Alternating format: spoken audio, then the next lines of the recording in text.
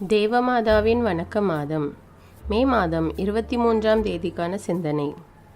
அன்னை மரியா துவக்க கால கிறிஸ்தவர்களுக்கு செய்த உதவிகள். முதலாவது, அன்னை மரியா அவர்களுக்கு தூண்டுதலாக இருந்தார். இரண்டாவது, அன்னை மரியா அவர்களுக்கு முன்மாதிரியாக இருந்தார். மூன்றாவது, அன்னை மரியா அவர்களுக்கு அடைக்கலமாக இருந்தார். முதலாவது, அன்னை மரியா அவர்களுக்கு தூண்டுதலாக இருந்தார். நம் மீட்பரும் ஆண்டவருமான இயேசு தம் தந்தையின் திருவுளத்தை நிறைவேற்றி விண்ணுக்கு எழுந்தருளின பின் அவர் உருவாக்கிய திருச்சபைக்கு தூண்டுதலாகவும் ஆலோசகராகவும் தம் தாய் மரியா இருக்க வேண்டும் என திருவுளம் கொண்டார். எனவேதான் அன்னை மரியா இயேசுவின் திரு தூதர்களுடனும் அச்சமயத்தில் கிறிஸ்துவில் விசுவாசம் கொண்டு அவரை ஏற்றுக்கொண்ட மக்களுடனும் இணைந்து ஜெபித்து கொண்டிருந்தார் என திருத்தூதர் பணிகள் நூல் கூறுகிறது. அவ்வாறு கூடியிருந்தபோது தூய ஆவியாரின் பொழிவு நடந்தது. ஆவியாரின் பொழிவின் போது இருந்தவர்களின் எண்ணிக்கை 120 எனவும் அந்நூலில் காண்கிறோம். எனவே அக்காலத்தில் கிறிஸ்துவை ஏற்றுக்கொண்டவர்கள் அன்னை மரியாவை தங்கள் தாயாகவும் ஆசிரியையாகவும் ஏற்றுக்கொண்டு அவரிடம் தங்களின் புரிதலுக்காக அவரை அணுகி வந்தனர். அன்னையும் தனது ஞானத்தின் உதவியால் கிறிஸ்துவை ஏற்றுக்கொண்டு அந்த புதிய கிறிஸ்தவர்களுடைய நம்பிக்கையை ஆளப்படவும் அவர்கள் கிறிஸ்துவில் நிலைப்பதற்கும் தூண்டுதலாகவும் ஆலோசகராகவும் விளங்கினார். அவர்களும் தங்களுக்கு ஏற்படும் பல்வேறு ஐயங்களை அன்னையிடம் தெரிவிக்கும்போது அன்னை ஒரு தாய்க்குரிய அன்போடு அவர்களது ஐயங்களை தீர்த்து அவர்களுக்கு நம்பிக்கை ஆழமாய் வேரூன்றிட உதவிகரமாக இருந்தார். இதனால் திருச்சபையின் வளர்ச்சிக்கு அவரே பெரிதும் பங்களிப்பாளராக ஆனார். நமக்கும் பல சமயங்களில் நமது விசுவாசம் குறித்து சந்தேகங்கள் ஏற்படுமானால் மரி அன்னையிடம் அத்தகைய ஐயங்களை தீர்த்து கொள்ள அவசியமான ஞான வெளிச்சத்தை அருளுமாறு மன்றாடுவோம். இரண்டாவது, அன்னை மரியா அவர்களுக்கு முன்மாதிரியாக இருந்தார். அன்னை மரியா இறைவனுக்கு அன்னையாக இருந்தாலும் அவரிடம் தாழ்ச்சி, ஒழுக்கம், பக்தி, பிறரன்பு ஆகிய அனைத்து நற்பண்புகளும் நிறைந்திருந்தன. மேலும் அவர் தன் வாழ்நாள் எல்லாம் பாவத்தின் கரையின்றி வாழ்ந்து வந்தார். அது அவருக்கு இறைவனால் அளிக்கப்பட்ட அருங்கொடை. எனவே அன்னை மரியாவை காண வந்த அவருடன் தொடர்பு கொண்டிருந்த ஏழை, பணக்காரர் என்ற அனைத்து தரத்து மக்களும் அவரிடமிருந்து இந்த நற்பண்புகளை கண்டு வியந்தனர். இத்தகைய பண்புகளை தங்களிலும் வளர்த்து கொள்ள வேண்டும் என்று விரும்பினர். அதை தங்கள் வாழ்விலும் கடைபிடிக்க அனைத்து முயற்சிகளும் எடுத்தனர். அன்னை மரியா அனைவருக்கும் முன்மாதிரியான வாழ்க்கை வாழ்ந்தார்.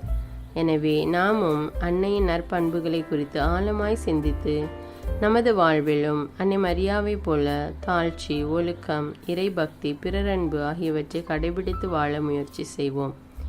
இவை அனைத்தையும் பார்க்க அன்னை மரியா இறைவனை அன்பு செய்து அவரது திருவுளத்தை வாழ்ந்ததைப் போல நாமும் இறைவனை அன்பு செய்து அவரது திருவுளத்தை அறிந்து வாழ்ந்திட முன் வருவோம்.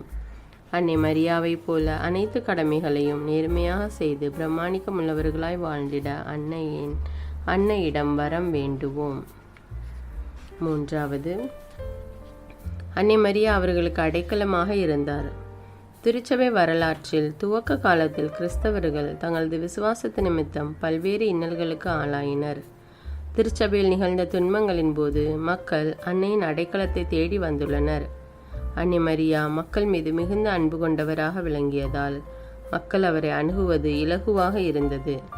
மேலும் அன்னை மரியா தனது மகனிடத்தில் பரிந்துரைக்கவும் வல்லவராக இருந்தார் என்பதையும் மக்கள் அறிந்திருந்ததால் தங்களது துன்ப நேரத்தில் அவரது பரிந்துரையையும் நாடி உறுதியான நம்பிக்கையோடு அவரிடத்தில் அடைக்கலம் புகுந்தனர்.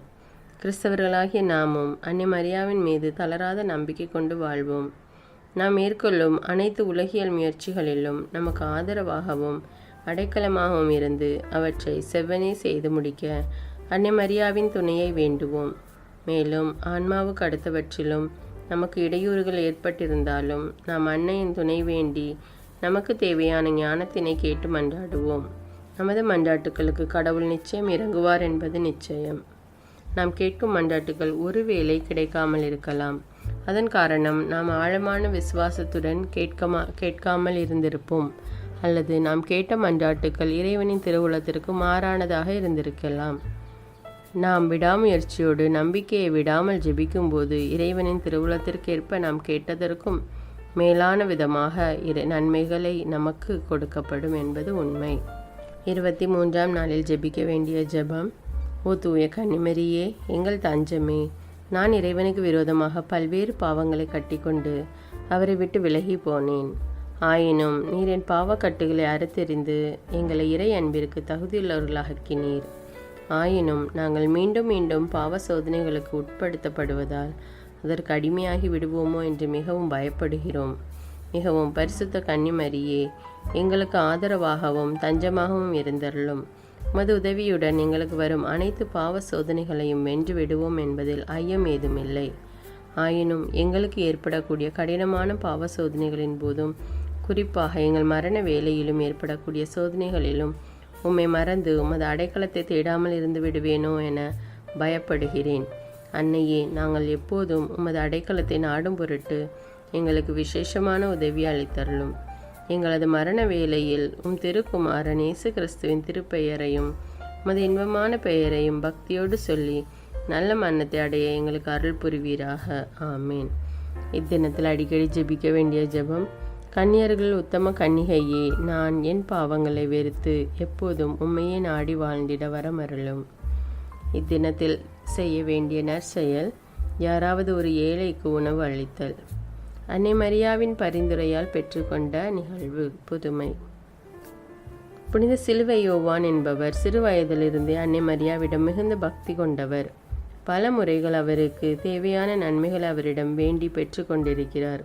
குறிப்பாக பின்வரும் நிகழ்வு அவருடைய உயிராபத்து வேளையில் அவருக்கு அன்னை மரியா அளித்த உதவியை எடுத்துரைக்கிறது.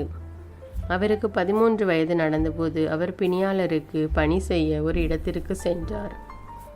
அப்போது அவர் ஒரு ஆழமான கிணற்றில் கால் தவறி விழுந்து விட்டார். அவர் கிணற்றில் விழுந்து விட்டதை கண்ட அப்பகுதியில் இருந்த மக்கள் அவர் நிச்சயம் இறந்திருப்பார் என்று எண்ணி கிணத்து ஓரத்தில் நின்று கொண்டு அவரது பெயரை கூறி பெருங்குரலிட்டு அழலாயினர். கிணற்றில் விழுந்த யோவானோ அவர்கள் கூப்பிட்டதற்கு மறுமொழியாக, நீங்கள் அழ வேண்டாம், எனக்கு ஆபத்து ஒன்றுமில்லை, நான் நன்றாகவே இருக்கிறேன். நீங்கள் ஒரு நீளமான கயிற்றை கிணற்றுக்குள் விடுவீர்களானால் நான் அதை பிடித்து கொண்டு மேலே வந்து விடுவேன் என கூறினார். அவர் கூறியபடியே மக்கள் உடனே பெரியதொரு கயிறை கிணற்றினுள் விட்டனர். யோவானும் அதை பிடித்து கொண்டு மேலே ஏறி பத்திரமாக வந்து சேர்ந்தார். அவர் அந்த ஆழமான கிணற்றில் விழுந்தும் அடி ஏதும் படாமலும் உயிருக்கு ஆபத்தின்றியும் வந்ததை குறித்து அது எவ்வாறு நிகழ்ந்தது என்று ஆச்சரியத்துடன் அவரிடம் கேட்டனர். அவர், நான் கிணற்றில் விழுந்த அந்த கணத்தில் மிகவும் அழகு வாய்ந்த ஒரு பெண்மணி தனது ஆடையை விரித்து பிடித்து என்னை தாங்கினார்.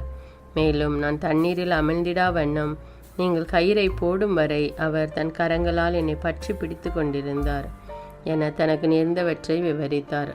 அந்த அழகிய பெண்மணி தேவ அன்னையே. அவருக்கு நேர்ந்த இந்த அருங்குறியை கேட்ட மக்கள் மிகவும் ஆச்சரியப்பட்டு அன்னை மரியாவுக்கு அக்கணமே நன்றி செலுத்தினர். புனித சிலுவை யோவான் தன்னை மரண ஆபத்திலிருந்து காப்பாற்றிய அன்னை மரியாவின் மீது நாளுக்கு நாள் அதிக பற்றும் அன்பும் கொண்டவராக அவருடைய திருவிழாக்களை மிக சிறப்பாக கொண்டாடி வந்தார். அதிலும் மிக சிறப்பாக அன்னை மரியாவின் அமல உற்பவ பெருவிழாவை மிக ஆடம்பரமாக கொண்டாடி வந்தார். அத்துடன் அன்னை மரியாவின் பக்தியை மற்றவர்களுக்கும் பரப்பி வந்தார். தனது மறையுரைகளில் அன்னையின் சிறப்புகளை மக்களுக்கு எடுத்துரைத்து அவரை மக்களுக்கு அதிகமாக அறிய செய்தார். இறுதியில் அன்னை மரியாவின் உதவியினால் நல்ல மரணமடைந்து புனிதராகவும் உயர்த்தப்பட்டார். கிறிஸ்தவர்களாகிய நாம் இன்னலுறும் வேளைகளில் தவறாத அன்னை மரியாவின் பரிந்துரையை பக்தியோடு நாடுவோம். அவர் நமக்காக பரிந்துரைத்து அனைத்து தீமைகளிலிருந்தும் காப்பாற்றுவார். புனித பெர்னர்து தேவமாதாவை நோக்கி வேண்டின ஜெபம். மிகவும் இரக்கமுள்ள தாயே, இதோ உமது அடைக்கலமாக ஓடி வந்தோம். உம்முடைய உபகார சகாயங்கள் மன்றாட்டை கேட்டு உமது மன்றாட்டை கேட்ட ஒருவனாகிலும் உம்மால் கைவிடப்பட்டதாக உலகில் ஒருபோதும் சொல்ல கேள்விப்பட்டதில்லை என்பதை நினைத்தருளும். கன்னியர்கள் ராக்கினியான கன்னிகையே, தயையுள்ள தாயே, இப்படிப்பட்ட நம்பிக்கையால் ஏவப்பட்டு உம்முடைய திருப்பாதத்தை அண்டி வருகிறேன். பெருமூச்செறிந்து அழுது பாவியாகிய நான் உமது தயாளத்தை காத்து கொண்டு உமது சமூகத்தில் நிற்கிறேன். அவதரித்த வார்த்தையின் தாயே, என் மன்றாட்டை புறக்கணியாமல் தயாபடியாக கேட்டு தந்தருளும். ஆமீன். ஜென்ம பாவமெல்லாம் உட்பைத்த ஜிஷ்டமரியாயே, பாவிகளுக்கு அடைக்கலம் மீது உம்முடைய அடைக்கலமாக ஓடி வந்தோம். எங்கள் பேரில் இரக்கமாயிருந்து எங்களுக்காக திருக்குமாரனை வேண்டிக் கொள்ளும். அருள் நிறைந்த மரியே வாழ்க, ஆண்டவர் உம்முடனே, பெண்களுள் ஆசி பெற்றவர் நீரே. உடைய திருவயிற்றின் கனியாகிய இயேசுவும் ஆசி பெற்றவரே. புனித மரியே, இறைவனின் தாயே, பாவிகளாயிருக்கிற எங்களுக்காக இப்பொழுது எங்கள் இறப்பின் வேலையிலும் வேண்டிக் கொள்ளும். ஆமீன். ஜென்ம பாலாமல் உற்பத்தி அஜிஷ்ட மரியாயே, பாவிகளுக்கு அடைக்கலம் ஏதும் அடைக்கலமாக ஓடி வந்தோம். எங்கள் பேரில் இரக்கமாயிருந்து எங்களுக்காக மத்திருக்குமாறு வேண்டிக் கொள்ளும். அருள் நிறைந்த மரியே வாழ்க, ஆண்டவர் உம்முடனே, பெண்களில் ஆசி பெற்றவர் நீரே. உடைய திருவயிற்றின் கனியாகிய இயேசுவும் ஆசி பெற்றவரே. புனித மரியே, இறைவனின் தாயே, பாவிகளாயிருக்கிற எங்களுக்காக இப்பொழுது எங்கள் இறப்பின் வேலையிலும் வேண்டிக் கொள்ளும். ஆமீன். ஜென்ம பாவமெல்லாம் உற்பத்தி அஜிஷ்ட மரியாயே, பாவிகளுக்கு அடைக்கலம் ஏதும் அடைக்கலமாக ஓடி வந்தோம். எங்கள் பேரில் இரக்கமாயிருந்து எங்களுக்காக மத்திருக்குமாறு வேண்டிக் கொள்ளும். அருள் நிறைந்த மரியே வாழ்க, ஆண்டவர் உம்முடனே, பெண்களுள் ஆசி பெற்றவர் நீரே. உடைய திருவயிற்றின் கனியாகிய இயேசுவும் ஆசி பெற்றவரே. புனித மரியே, இறைவனின் தாயே, பாவிகளாயிருக்கிற எங்களுக்காக இப்பொழுதும் எங்கள் இறப்பின் வேலையிலும் வேண்டிக் கொள்ளும். ஆமீன். தந்தைக்கும் மகனுக்கு தூய ஆவியாருக்கும் ஆட்சி உண்டாவதாக. தொடக்கத்தில் இருந்தது போல இப்பொழுதும் எப்பொழுதும் என்னென்றும் இருப்பதாக. ஆமீன். தந்தை, மகன், தூய ஆவியாரின் பெயராலே. ஆமீன்.